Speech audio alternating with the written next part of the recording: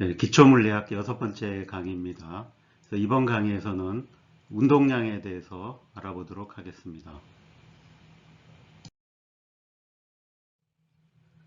이 세 번째와 네 번째 강의에서 이 물체 운동을 어떻게 기술하고 그 다음에 그것을 어떻게 이해하는가라는 걸 배웠습니다.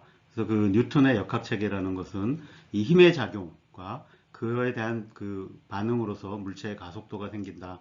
그러니까 이런 것을 썼는데 근데 이 물체의 운동을 이제 약간 좀 다른 관점에서도 살펴볼 수가 있습니다. 그래서 여기에 보면 물체 운동과 관련된 이제 다음 질문들에 대한 답을 생각해 보자고 몇 개의 질문을 가져왔습니다. 자, 한번 봅시다. 그래서 사람이 땅에 떨어졌을 때와 물에 떨어졌을 때 일어나는 결과의 차이가 뭐냐? 자, 뭐죠? 예, 대부분 땅에 떨어지면 굉장히 크게 다치거나 죽을 위험이 커진다. 상대적으로 물에 떨어졌을 때보다. 그러니까 똑같이 자유낙하에서 뭔가 다른 이 물체의 표면에 이제 부딪혔는데 그때 일어나는 이제 그 결과가 왜 이렇게 다르냐? 물론 이거를 그 힘의 작용의 차이로 이제 설명할 수 있겠죠. 근데 그게 어떤 방식으로 작용해서 이런 차이가 생겼는가를 이제 좀 더 잘 볼 수 있는 뭔가 다른 방법이 없겠는가? 뭐 이런 거죠. 이 비슷한 질문이 그러니까 우리가 비를 맞고 다니는데 그 비하고 우박하고 크기가 비슷하다고 쳐봅시다. 그러니까 빗방울의 크기와 우박의 크기가 물론 이제 우박이 더 큰 경우가 많긴 하지만 그 비슷한 크기라도 맞았을 때 우박을 맞았을 때 더 큰 아픔을 느끼게 됩니다. 그건 왜 그럴까? 뭐 이런 거고 그 다음에 이 그림에서 보듯이 불꽃놀이에 폭죽을 이렇게 쏘면 이 폭발을 하면서 이렇게 퍼져 나가는데 이 자세히 보면 요 폭죽이 날아가는 이 운동은 우리가 쉽게 이해하고 있죠. 그래서 이렇게 이 자유낙하 운동이어서 이 타원 궤도를 그리면서 간다라고 알고 있는데 이렇게 폭발이 일어나고 난 다음에는 흩어져서 이렇게 타오르죠. 근데 이거 전체의 움직임은 어떻게 될 건가? 예, 이것도 자세히 살펴보면 이제 이 중심은 질량 중심의 운동은 이제 포물선 운동을 계속하고 있다라는 걸 이제 알 수 있는 거죠. 근데 이런 걸 어떻게 쉽게 확인할 수 있겠는가라는 거죠. 자, 그다음에 우리가 이제 그 총을 이제 발사를 해보면 이 총이 우리 몸을 때리죠. 그래서 이렇게 여기 그림에 보면 이렇게 견착을 안 하고 이렇게 놓고 쏘면 이제 눈을 크게 다치게 되는 거죠. 예, 근데 이런 일은 왜 생기는가? 이제 이런 거를 예, 이제 물어보려고 합니다. 자, 그래서 이런 것들을 잘 살펴볼 수 있는 이제 그 다른 관점이 뭔가인데, 그거는 이 뉴턴의 그러니까 힘과 가속도의 법칙을 우리가 약간 다른 관점에서 살펴보는 것입니다. 자, 그래서 이 뉴턴의 제2법칙을 좀 다르게 써보기 위해서 먼저 이 운동량이라는 양을, 새로운 양을 이제 정의해 보려고 합니다. 자, 운동량은 이 질량의 속도를 곱한 양입니다. 그래서 여기 질량이고 속도죠. 질량은 스칼라고 속도는 벡터니까 이 둘을 곱하면 벡터가 됩니다. 그래서 이런 새로운 벡터 양을 이제 운동량이라고 합니다. 그 운동량의 단위는 어떻게 될까요?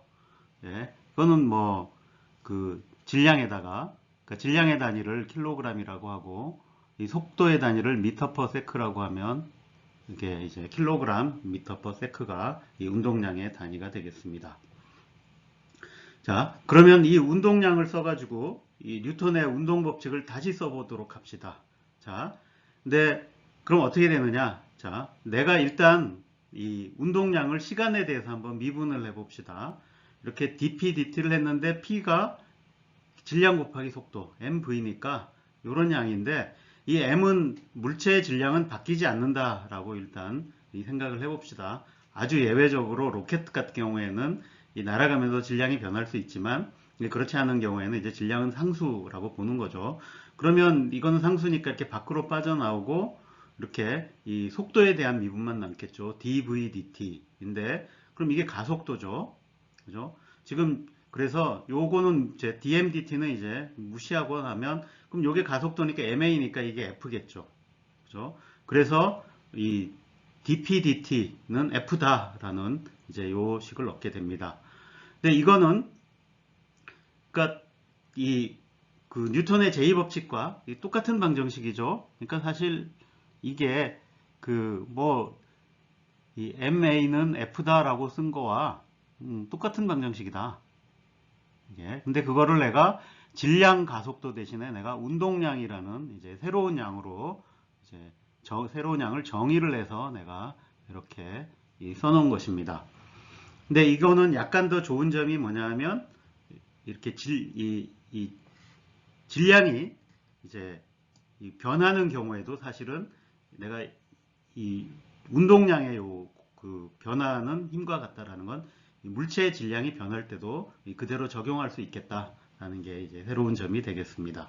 자, 어쨌든 이 운동량을 써서 새롭게 표현한 이 뉴턴의 운동 방정식. 그러니까 우리는 지금까지 이제 F는 MA만 외웠는데 F는 dP dT다라는 것까지 기억을 해두도록 합시다. 자, dP dT는 F다. 그러니까 운동량의 시간 변화율이 힘이다. 라고 한 데서 내가 이제 한 걸음 더 나가 볼 수 있습니다. 그거는 자, 여기 나온 그 앞에서 구했던 그 새로운 그 뉴턴의 제2법칙을 내가 시간에 대해서 이렇게 적분을 해보는 겁니다. 자, 그러면 먼저 운동량 쪽을 적분하면 어떻게 되죠? 자, dP dT를 dT로 하면 여러분들 그 미적분학의 기본 정리, 미분했다가 다시 적분하면 원래의 함수가 되죠. 근데 이 TI에서 TF까지 적분을 하니까 그 결과는 이 PF에서 PI, 그러니까 나중에 운동량에서 처음의 운동량을 뺀 값이 됩니다. 근데 이거는 운동량의 변화량이죠. 역시 벡터량입니다. 자, 요번에는 그럼 F를 시간에 대해서 미분하면 어떻게 되느냐? 자, 이거는 근데 F를 시간의 함수로 알아야만 적분을 할 수 있겠죠. 자, 근데 그거는 일단 뭐 우리가 힘이 시간에 따라 어떻게 변할지를 가정을 안 했으니까. 그래서 일단 이 주어져 있다라고 한번 해보겠습니다. 그러면 내가 이제 이 힘을 시간에 대해서 적분한 이 양을 이제 충격량이라고 정의를 하겠습니다. 그래서 이렇게 J라는 기호로 이제 표시를 하겠습니다. 그래서 충격량은 힘을 시간에 대해서 적분한 양이다. 그러면 이 원래 있던 이 뉴턴의 운동 방정식이 이제 적분을 하니까 그럼 왼쪽 델타 P와 이 J가 이제 같다라는 게 되겠죠. 그래서 델타 P는 J. 자, 말로 표현하면 자, 이건 이제 이 수학 기호로 표현한 거고 말로 표현하면 운동량의 변화가 충격량과 같다라는 이제 새로운 이 표현이 나오게 되는 거죠. 이제 이거는 그 운동 제2법칙의 그냥 다른 표현일 뿐입니다. 똑같은 내용입니다. 그러니까 질량 곱하기 가속도가 힘이다 라고 하는 거와 똑같은 거죠. 그러니까 운동량의 변화가 충격량이다. 그러니까 한번 적분한 결과일 뿐이다 라는 뜻입니다. 자, 근데 내가 이 충격량을 계산을 할 때 일반적으로 아마 이게 언제 이게 굉장히 유용하겠어요. 그러니까 그 힘이 꾸준히 가해지는 경우에는 이런 식의 접근이 별로 도움이 안 될 거예요. 그럼 그때는 직접 운동 방정식을 푸는 게 나을 거고, 힘이 굉장히 짧은 순간에 강한 힘이 가해지는 거. 이게 보통 우리가 충격을 받을 때 일어나는 일이죠. 짧은 순간에 큰 힘이 가해질 때는 그때 받은 충격량이 어떻게 되냐. 그러니까 힘이 시간의 함수로 이런 식으로 변해갈 텐데 내가 이거를 시간에 대해서 적분한 양. 적분을 하면 요 아래에 있는 면적이 되겠죠. 그래서 그 면적의 양을 내가 충격량이라고 부르는 거죠. 그죠? 근데 그럴 때 힘의 크기가 얼마냐라고 얘기하면 힘의 크기가 변하고 있으니까 뭐 시간에 따라 변한다 이러고 말아야 되느냐. 근데 그럼에도 불구하고 우리가 평균력이라는 건 정의할 수 있다. 그건 뭐냐면 힘이 가해진 시간을 알면은 그러니까 요 면적과 같아지는 이제 평균, 그러니까 요 힘의 평균을 이제 얘기할 수 있겠죠. 그래서 그러면 대충 이 시간에 따라 변하긴 하지만 이 정도의 평균력이 가해졌다라고 이제 얘기를 하는 겁니다. 자, 그래서 보면 충격량이 같더라도 요 델타 T가 이제 크기가 얼마냐에 따라서 이 힘의 크기가 굉장히 달라질 수 있다. 자, 그래서 똑같은 충격량이지만 가해진 힘이 작용하는 시간이 짧으면 짧을수록 힘은 커져야 된다라는 얘기가 되죠. 자, 근데 그거는 다시 저 위에 보면 요 식과 연결이 됩니다. 그러니까 같은 충격량이라고 하는 건 뭐냐면 운동량의 변화량이 같아도 우리가 받는 힘의 크기, 평균력의 크기는 이 충격이 어떤 식으로, 그러니까 힘이 시간에 대해서 얼마나 가해졌느냐에 따라 굉장히 달라질 수 있다는 얘기죠. 자, 아까 우리가 물체가 떨어진다라고 했는데, 그때 그러면 사람이라든지 물체가 자유낙하해서 지면에 닿을 때 속력은 똑같죠, 다? 모든 물체는 똑같이 자유낙하하니까. 근데 바닥에 충돌해서 멈췄어요. 그럼 그때 운동량의 변화는 똑같아요. 그 속도가 0이 됐으니까. 그렇지만 왜 이 물체가 굉장히 결과가 다르느냐? 뭐 부서지든지 안 부서지든지 하는 차이는 뭐냐면 이 물체가 받은 평균력이 다르다는 얘기죠. 그거는 결국 운동량의 변화는 똑같지만, 그래서 충격량은 똑같지만 이 힘이 가해진 시간이 짧으냐 크냐, 그러니까 그게 이제 이 접촉면의 물리적인 성질에 따라 이 힘이 가해지는 시간이 다르다는 얘기죠. 그거에 따라서 힘의 크기가 굉장히 달라지고 그 결과는 굉장히 달라질 수 있다는 얘기입니다. 자, 그래서 똑같은 높이에서 자유낙하한 계란이라도 밑에 어떤 이 물성을 가진 물체가 있느냐에 따라서 결과가 다르다라는 걸 영상으로 한번 확인해 보겠습니다. Foam will fail. For the ride you 예. 자, 이 차이를 이제 보겠죠. 물론 이 영상은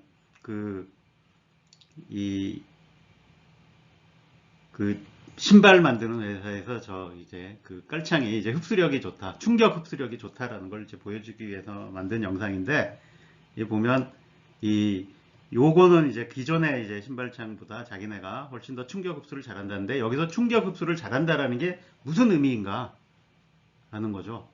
그러니까 그게 결국 이 충돌이 일어나는 시간을 늘려준다는 얘기입니다. 그러니까 이 계란이 가지고 있던 원래 운동량은 이 경우나 똑같죠. 그리고 최후의 운동량도 똑같죠. 다 0이 됐죠. 멈췄으니까. 그러니까 운동량의 변화량은 이 경우나 똑같습니다. 운동량의 변화량이 같으면 충격량도 같다는 얘기죠. 근데 같은 충격량이지만 이 충돌이 일어나는, 힘이 가해지는 시간이 이 경우에는 더 짧고 이 경우에는 더 길다는 얘기죠. 그러면 가해지는 평균력은 여기는 크고 여기는 작아서 이런 결과의 차이를 가져올 수 있다. 이런 내용이 되겠습니다. 자, 이제 여러분들이 왜 우리가 운동량의 변화량이 충격량과 같다라고 하는 거를 이제 이런 상황을 분석하는데 어떻게 적용하는가. 그래서 같은 충격량이라도 이제 그 충격량이라고 하는 게 힘 곱하기 가해진 시간이니까 이 가해진 시간에 따라 힘의 크기가 크게 달라질 수 있다를 이해하는데 이렇게 쓰인다라는 걸 이제 보여주는 겁니다. 자, 운동량과 충격량으로 표현한 뉴턴의 제2법칙에 대해서 우리가 연습 문제를 하나를 풀어서 좀 익숙해져 봅시다. 자, 문제는 이제 이 야구 문제입니다. 이렇게 이 날아온 야구공을 이렇게 빼뚫어 쳐서 날리는 거죠. 자, 그 과정에서 이제 어떤 일이 일어나나 살펴봅시다. 자, 메이저리그 투수가 이 수평 아래 5도씨 방향으로 이렇게 40.23m의 속력으로 이 질량 0.145kg의 공을 던지고, 이 타자는 수평 위 35.0의 영도에 49.17m/s의 속력으로 받아쳐서 이 홈런을 만들었다.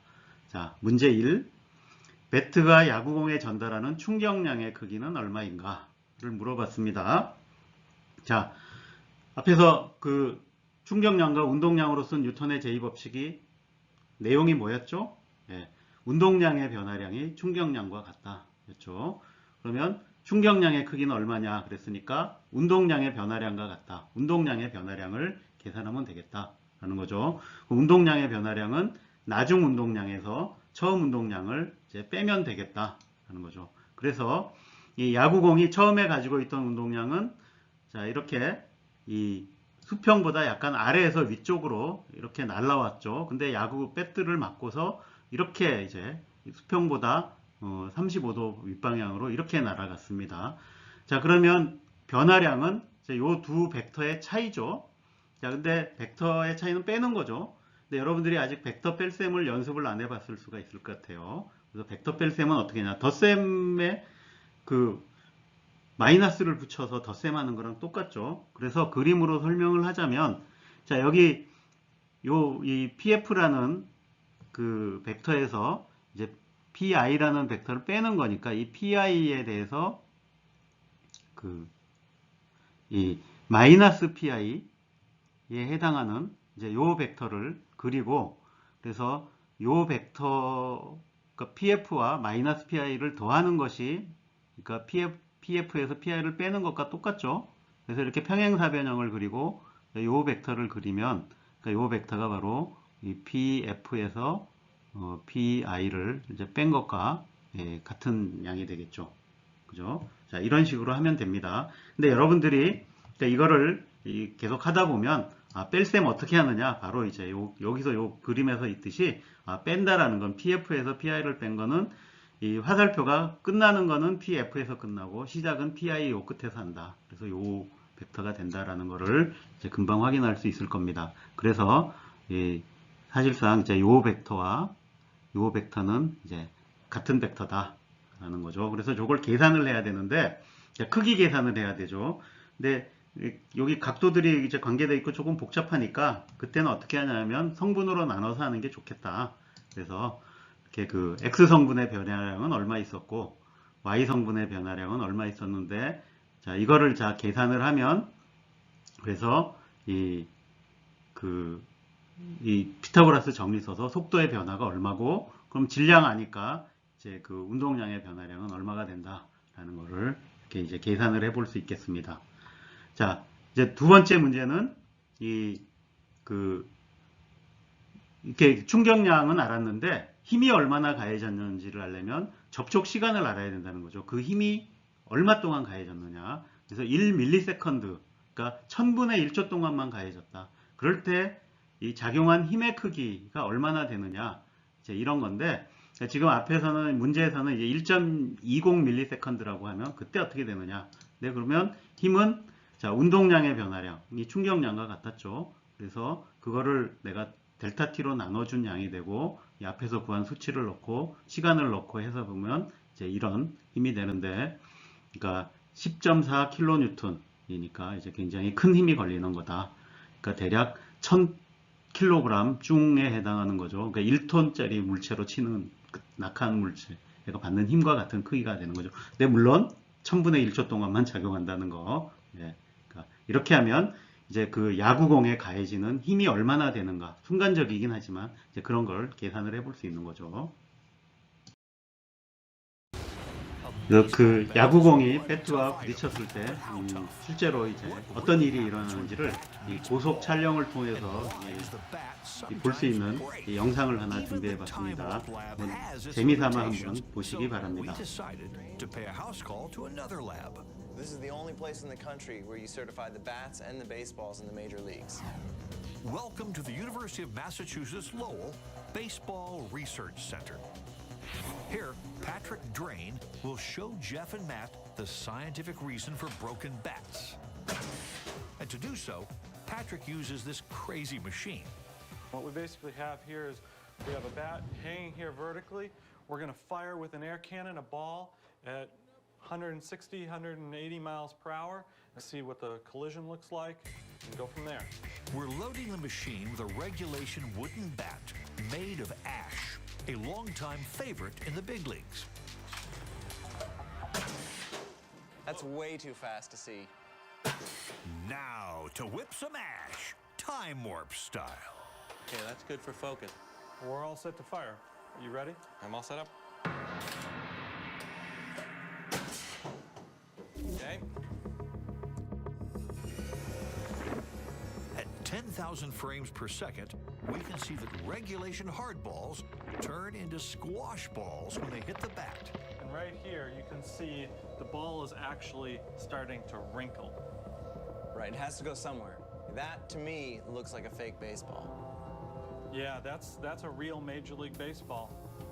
If I just saw a frozen frame of that, I would think that you really destroyed this ball. This is about a third of the ball compressing almost flat. That would take, 50 or 60 of me standing on top of one of these to make Right. it compress like that. Or a couple cars. Or, we hasten to add, a professional ball player.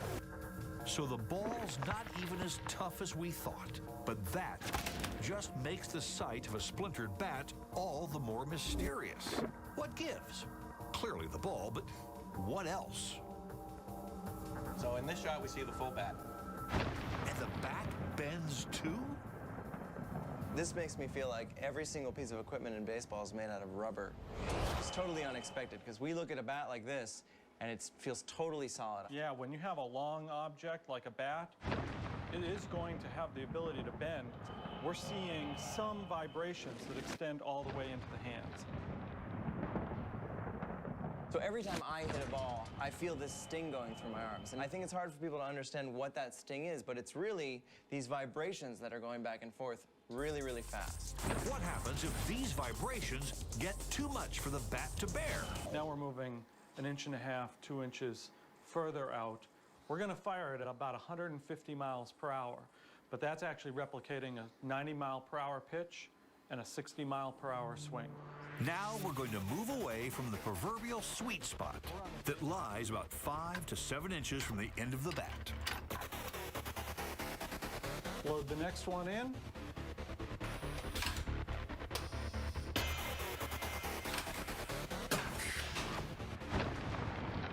There you go.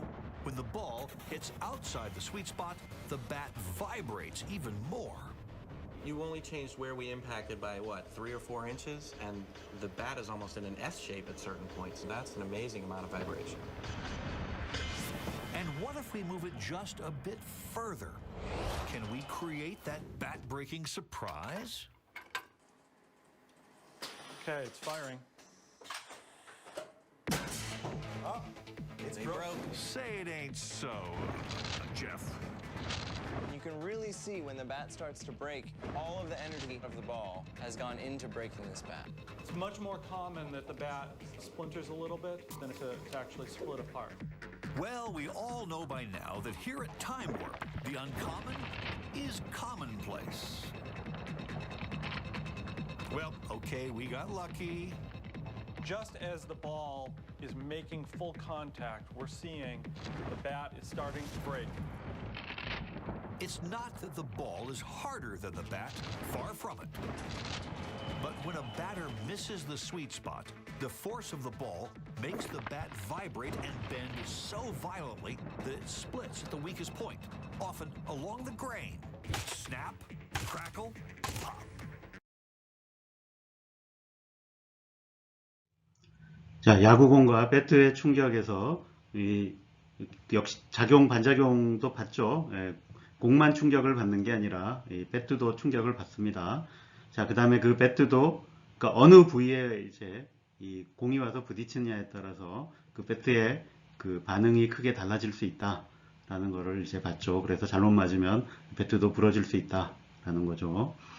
자, 이제 비슷한 상황에서 이번에는 이 자동차에 이제 장착되어 있는 이제 에어백의 이제 기능이 무엇인가 하는 걸 한번 살펴봅시다. 이렇게 지금 이 그림에는 이 충격이 들어오면 에어백이 펼쳐져서 이렇게 이 풍선이 이제 생기죠. 이 풍선의 역할이 뭐냐라는 거죠. 그래서 이 급정거시에 그러니까 우리의 머리가 이제 받는 이 상해는 결국 머리에 힘이 얼마나 가해졌냐라는 걸로 이제 결정이 됩니다. 근데 이 힘의 크기는 아까 우리가 앞서던 그 운동량의 변화가 충격량과 같다니까 그럼 차가 달리고 있었으면 그 머리도 같은 속력으로 달리고 있었겠죠. 그러면 그게 충격 어디에 부딪히면서 완전히 멈춰서면 그러니까 머리가 가진 운동량의 변화량은 똑같아요. 달리던 속도와 나중에는 멈췄다. 그러니까 그 얘기는 머리가 받는 충격량의 크기는 충돌에 따라 다를 뿐이지 그러니까 항상 이제 일정 충격량을 이제 운동량의 변화량만큼의 충격량을 받는 거죠. 그런데 우리의 머리가 받는 데미지는 충격량이 좌우하는 게 아니라 가해진 힘의 크기가 더 중요하다라는 거죠. 그래서 그럼 그 힘의 크기를 줄이려면 어떻게 해야 되느냐? 자, 이 충격량은 F 델타 T죠. 여기 이렇게 있듯이. 그래서 요거는 정해져 있으니까 F 델타 T니까 내가 델타 T를 늘려주면 F의 크기를 줄일 수 있다. 그러니까 내 머리가 이제 멈추는데, 그러니까 속도가 0으로 되는 데까지 시간을 줄이려면 저렇게 쿠션이 있는 물체를 앞에 둠으로써 이 델타 T를 늘려주는 거다. 그래서 에어백의 기능은 이렇게 이 충돌하는 시간, 델타 T를 늘려주는 것이다. 라는 얘기죠. 네, 이 또 다른 비슷한 사례로 이런 것들이 이제 충돌이 일어나는 많은 이 기계나 특히 자동차 같은 데는 고려를 해야 됩니다. 그래서 이 자동차 같은 경우에 이렇게 그 앞부분은 충돌이 일어났을 때 이 잘 찌그러지도록 만듭니다. 여기를 너무 앞부분이 너무 단단하게 만들어지면 어떤 점이 안 좋을까요? 그러면 이 뒷부분이 그 뒷부분에 여기에 사람이 타고 있을 텐데 이 앞부분이 이렇게 잘 찌그러지면 여기서 이 충격을 많이 흡수합니다. 그러니까 그 얘기는 무슨 얘기냐면 이게 접혀 들어가는 동안에 시간이 많이 걸려서 그동안은 여기 충격이 안 온다는 얘기죠. 그래서 이 델타 T를 훨씬 늘릴 수 있는 거죠. 그렇게 하면 이 뒷부분에 타고 있는 사람들이 훨씬 안전할 수 있기 때문에 이제 오히려 자동차의 앞부분은 너무 단단하게 튼튼하게 만들면 이제 안 된다라는 것을 보여주는 겁니다.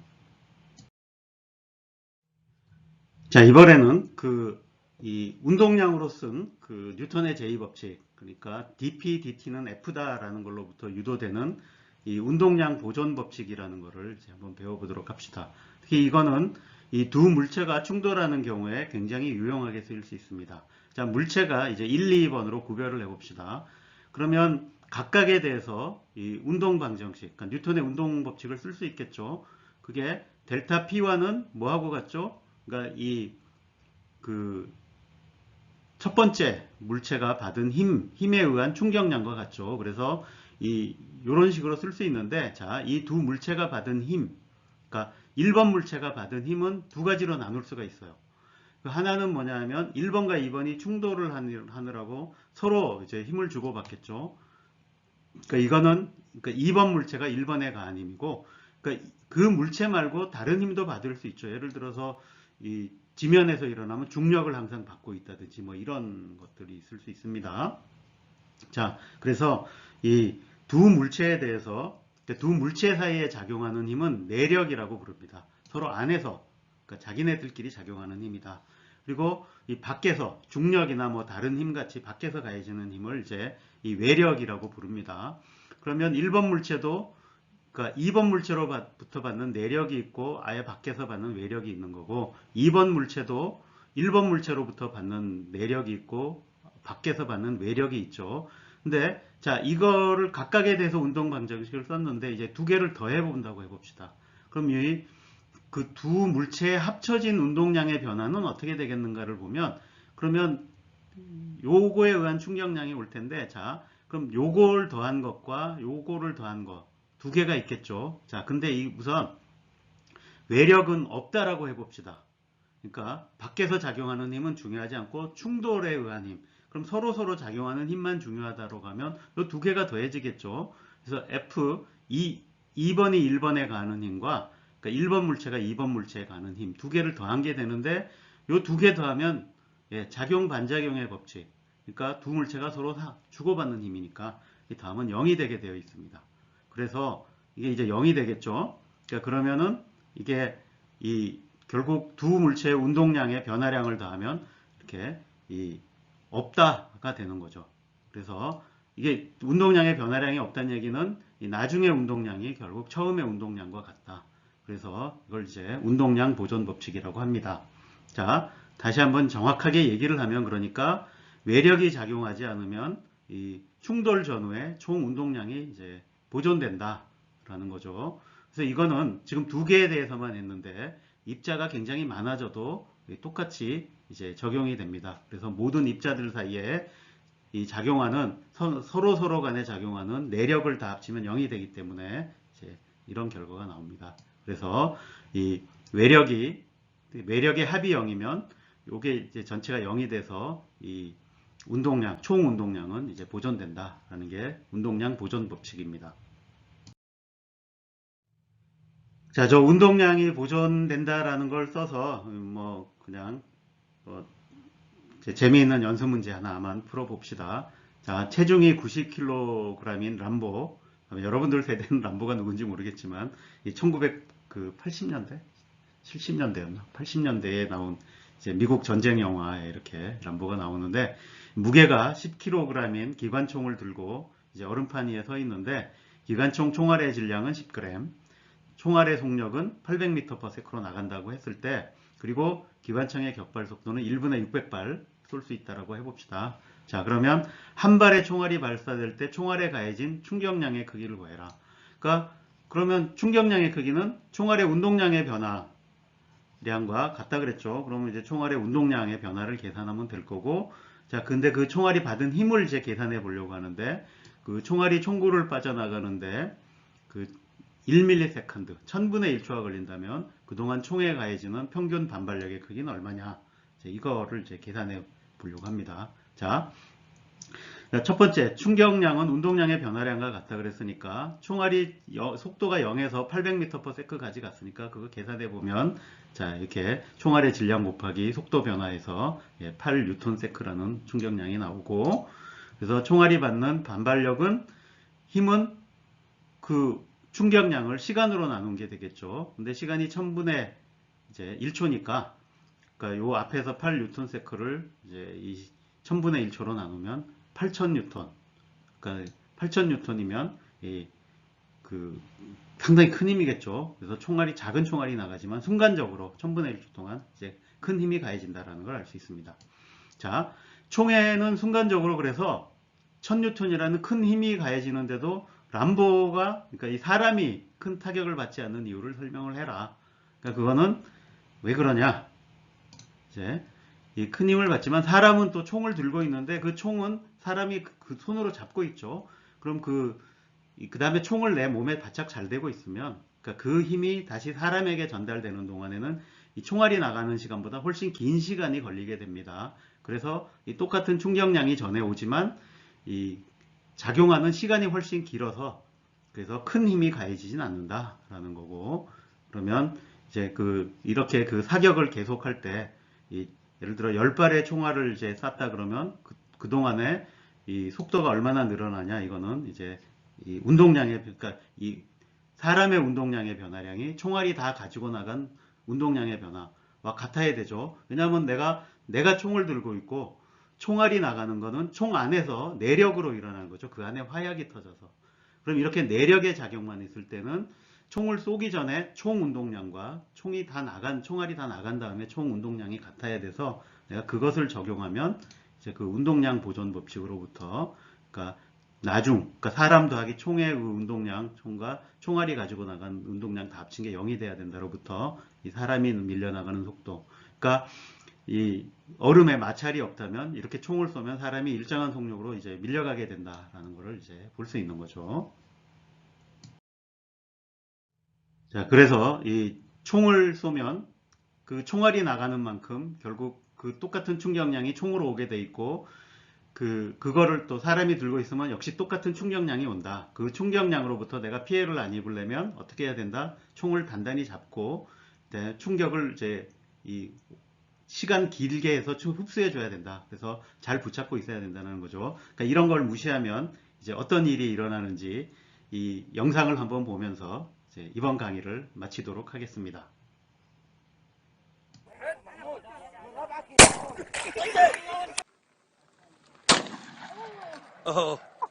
Put your elbow up. There you go. Oh, crap!